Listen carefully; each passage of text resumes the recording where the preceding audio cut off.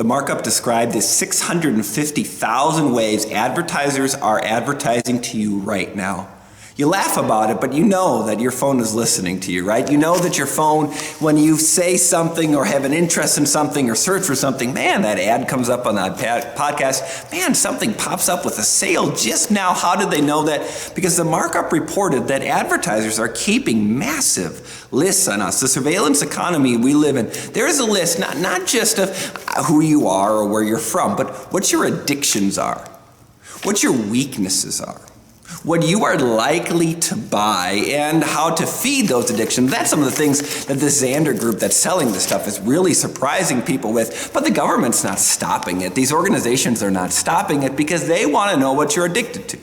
They want to know whatever it is that you can't resist to, because if they can find that out and they can find a moment of weakness, then that is the ad to get you to buy whatever. You know your addictions, huh? The truth is that they want to know what we're weak at so they can make money off of us.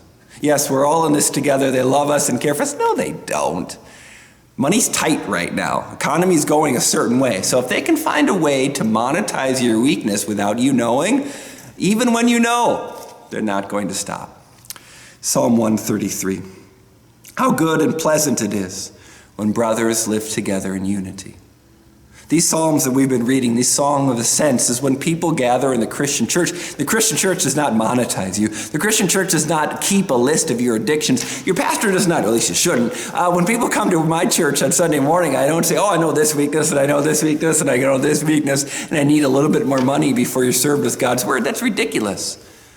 I may know people's weaknesses. They may know mine, but the joy of being together as brothers and sisters, it's good and pleasant to be in unity, to be gathered in confession, to be admitted of our weaknesses, to say, yes, I have these problems, but Jesus Christ is greater, and I have hope and peace in him. I can live in a world where if my weaknesses are known, and they're never erased, they're never forgotten, they're used as leverage against me here or here or here, but instead, I can come to church, slate wiped clean, know that I'm loved and forgiven, and know that God's not going to monetize just love me, because that's all he really wants to do for me.